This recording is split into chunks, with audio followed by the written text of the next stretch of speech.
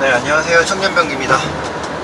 이번 영상은 스타리아 어댑티브 크루즈 테스트 영상인데요. 사실 이 어댑티브 크루즈는 저는 평상시에 잘 쓰지는 않습니다. 당연히 편리한 기능이 있는데 왜 안 쓰냐고 다들 이렇게 물어볼 수도 있는데, 저는 이제 수동으로 이렇게 직접 운전하는 걸 좀 더 선호하는 경향이 있고, 이 어댑티브 크루즈를 사용하면 장점보다 사실 저는 좀 단점이 좀 많다고 느끼거든요. 물론 편한 거는 사실입니다. 근데 이게 그 차간을 유지하면서 잘 가는 거는 좋은데, 갑작스런 이제 급기어들기라든지 아니면 앞에 있는 차가 급브레이크를 밟는다든지 이런 거를 생각해보면 돌발 상황 시에 좀 약간 기계를 100% 맹신을 못한다고 해야 될까요? 약간 그런 부분이 좀 있어요. 그래서 평상시에도 이 어댑티브 크루즈를 거의 쓰질 않습니다. 지금도 고속도로인데도 불구하고 직접 이렇게 수동으로 운전을 하면서 다니는데요. 최근에 이제 제 친구 중에 이 스타리아 디젤을 똑같은 사역인데 저는 LPG고 제 친구는 디젤이에요. 디젤을 타는 친구는 어댑티브 크루즈를 굉장히 잘 사용을 한다고 합니다. 이제 그 친구는 성향이 저랑 좀 다른 케이스다 보니까. 근데 이제 다른 차들은 뭐 얘기 듣기로는 차가 정체하는 구간에 가다 서다 하는 상황에서 좀 불안정한 모습이 스타리아에서 많다고 하더라고요. 특히 어떤 상황에 이런 문제점이 있냐면, 차가 완전히 정차했다가 다시 이제 출발을 하잖아요. 그러면 약간 완전히 정차했다가 또 가다가 또 정차했다가 또 가다가, 이렇게 정체가 심한 구간에서 어댑티브 크루즈를 켜놓으면 마치 요금 1,000원이 결제되었습니다.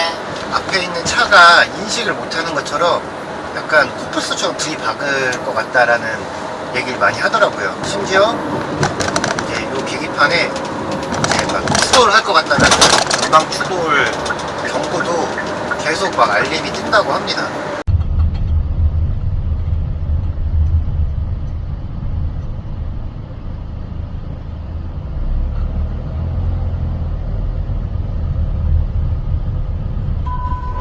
그러니까 그만큼 위험하다는 거겠죠.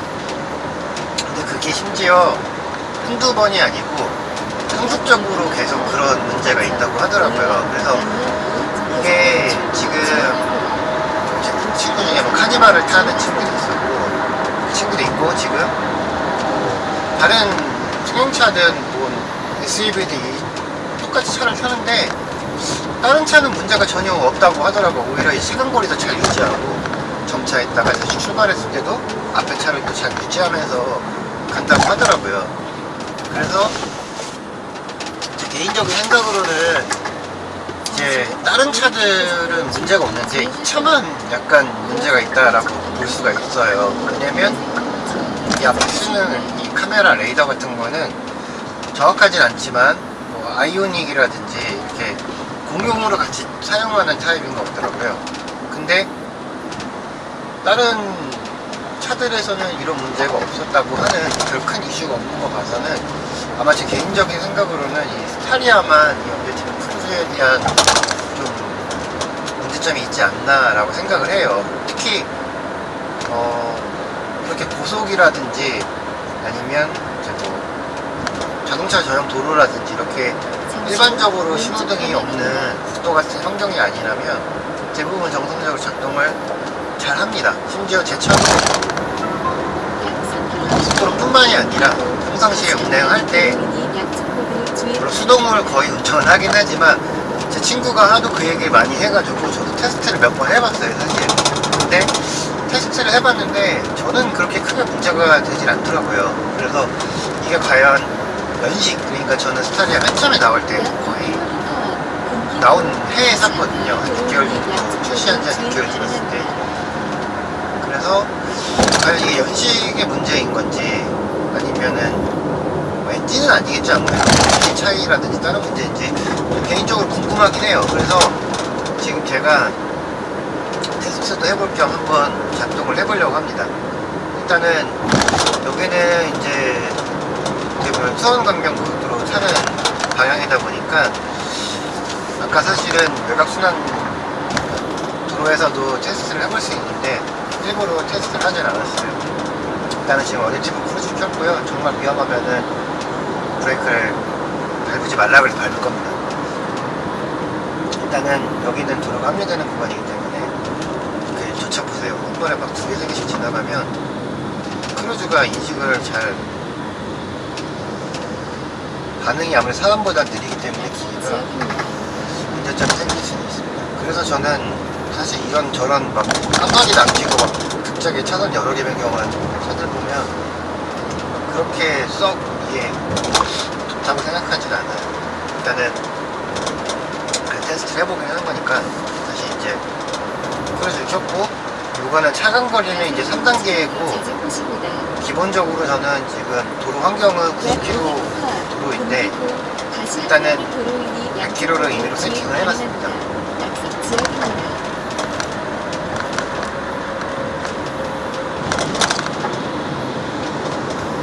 제 생각에는 그냥 이렇게 앞에 차랑 거리 유지하면서 계속 직진만 하는 거는 사실은 아무 문제가 되질 않아요.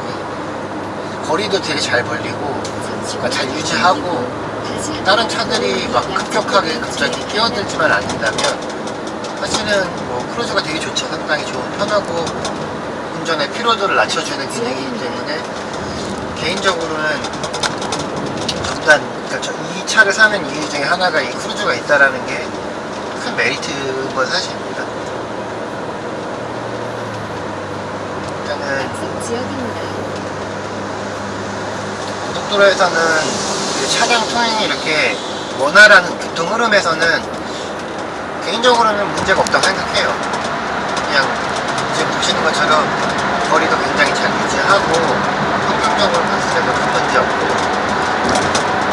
좋습니다. 그래서 저는 이 크루즈를 장거리를 운행할 때는 좀 많이 써요. 경부고속도로처럼 계속 직진만 하는 구간에서는 사실은 차도 얼마 없고 막 경부나 아니면 중부나든지 이렇게 계속 일반적으로 그냥 한 차선으로만 계속 직진만 하는 환경은 어떻게 보면 굉장히 편합니다. 그리고 저는 이게 카고 차량이 화물차이기 때문에 그러니까 고속도로 기준상 1차선을 못 타요. 그러니까 1차선 맨 수월차선은 당연히 아예 진입 못하고 도로가 예를 들어서 이렇게 4차선이 있으면 3, 4차선 맨 끝에 두 개를 그러니까 다닐 수가 있고 이 4차선 중에 두 번째 차선은 추월차선으로 운행을 할 수는 있거든요. 근데 정확히 따지면은 지정 차로제로 생각하면 맨 끝에 두 개만 타는 게 정확히 맞습니다. 그래서 차가 이렇게 교통 흐름이 안 좋을 때는 추월할 때만 2차선 탈 수 있고요. 지금도 크루즈를 이렇게 켜놨는데 참고로 이 어댑티브 크루즈 켜놓으면 하이패스 구간에서는 정상적으로 막 속도를 줄이질 않습니다. 그냥 일정 속도로 계속 가요. 그리고 이렇게 보면은 1, 2차선이 하이패스인데 여기 화물차선도 일반 승용차도 그냥 갈 수 있거든요. 그래서 사실은 막 저렇게 아까 방금 차처럼 무리하게 막 갑자기 하이패스를 가려고 뛰어내는 것보다 아예 그냥 화물 차선을 같이 운행해주세요. 900원이 결제되었습니다. 화물 차선은 사실은 일반 승용차도 운행을 그러니까 진입을 해도 아무 문제가 없는 구간이에요. 다만 이제 대형 화물차 같은 경우에는 이제 뭐 측량이라고 해야 되나 무게 측정 같은 거 하는 것 때문에 속도가 좀 느릴 수는 있긴 하지만 어쨌든 일반 승용차가 그냥 진입을 해도 전혀 문제가 되질 않습니다. 그러니까 이렇게 이제 어떻게 보면 톨게이트 나와서 이렇게 합류되는 구간도 있고 출차되는 구간도 있긴 한데 이런 과정상에서 갑자기 변수들이 되게 많거든요. 갑자기 차들이 끼어드는 경우도 생기고 바로 앞에서 그냥 들어오는 차들도 있고 뭐 아니면은 앞에 차가 너무 느리게 가서 지금 보면은 이 차 하나 때문에 지금 앞에 3차선이 텅 비었는데도 못 가잖아요. 심지어 여기는 어떻게 보면은 차선이 실선 차량도 아닌데 그냥 추월을 해버리죠. 어쨌든 그걸 떠나서 다 교통법으로서 지키려는 걸 아니니까 그 흐름을 잘 보면서 제가 지금 요렇게 차선이 이제 이번에 이제 3개로 줄어들 경우에는 어떻게 보면은 맨 끝 차선이 화물 차선이 되는 거고 두 번째 차선이 이제 추월 차선이 되겠죠. 그러니까 통상적으로 이렇게 3차선 있는 경우에는 이 맨 끝에 2개 차선은 이따가 통행을 할 수 있습니다. 보통 근데 끝 차선들이 되게 느리게 가는 경우가 많아서 이 다음 중단 차선을 이용하는 게 상대적으로 편하긴 좀 해요. 브루즈부터 다시 켜보겠습니다. 이게 테스트를 해보려면 사실 승차가 엄청 심한 출퇴근 시간대 해보는 게 맞거든요. 지금은 이제 출퇴근 시간도 아니고 차량 통행이 상대적으로 한산한 좀 오후 1시 시간대라서 차가 막히진 않아요. 그리고 이 구간은 사실은 이제 통행량이 평상시에도 그렇게 정체가 심한 구간도 아닐 뿐더러 만약에 정체가 된다고 하면은 맨 끝 차선에 있는 이제 안산이라든지 어떻게 보면은 고향 쪽으로 빠지는 쪽이 좀 더 정체가 좀 많거든요. 어쨌든 이 크루즈를 어디서 크루즈를 좀 테스트 해보면서 저는 이거를 3년 정도 운행을 하면서 그렇게 많이 하질 않아서 장거리나 그걸 제외하고는 그래도 저도 개인적으로 좀 궁금하긴 하거든요. 정상적으로 잘 이상이 없는지. 그리고 문제가 있다고 하더라도 저는 키로수가 13만 킬로가 넘었기 때문에 해당 보증도 끝났기 때문에 수리를 하려면 당연히 사비가 들어가는 거고, 근데 3년이지만 아마 사용용권은 그렇게 많지 않아서 키로수 대비 거의 사용 안 했다고 보면 됩니다. 낙석 지역입니다.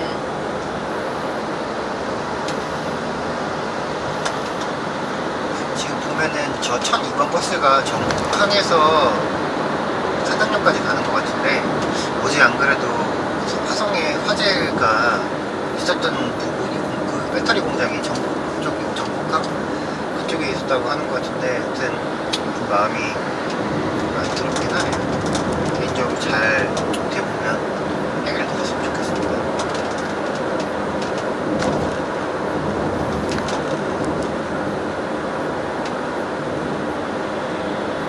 약 2km 서수원 IC에서 가란 공당 당면 직진 방향입니다.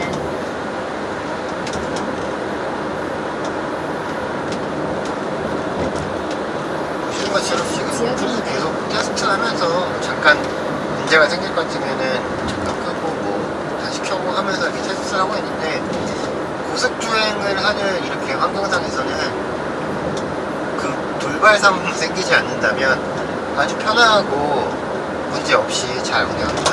심지어 이 지금 제가 말하고 있는 동안에도 이 오른쪽 발은 아예 그냥 쓰지도 않는 환경이잖아요. 그러니까 움직임이 없을 정도로 편한데, 뭐 어쨌든 항상 이게 변수나 돌발 상황이 생길 수도 있기 때문에 이 브레이크를 밟을 준비를 한다거나 아니면은 크루즈 버튼을 다시 누르면 꺼지거든요. 그거 끌 생각은 항상 해야 됩니다.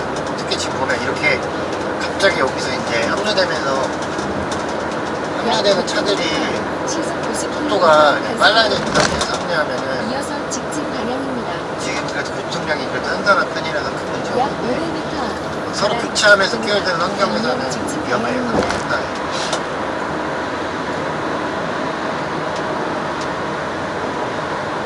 평상시에 여기서 되게 많이 막히는 거라고, 3차선이 출퇴근 떠나서 항상 많이 막히는 거라서 개인적으로 사실 이 정도면 통행량이 거의 안 막히는 수준이라고 볼 수 있어요. 굉장히 원활하죠. 약 4km 오른쪽 도시고속도로 출구로 주행하세요.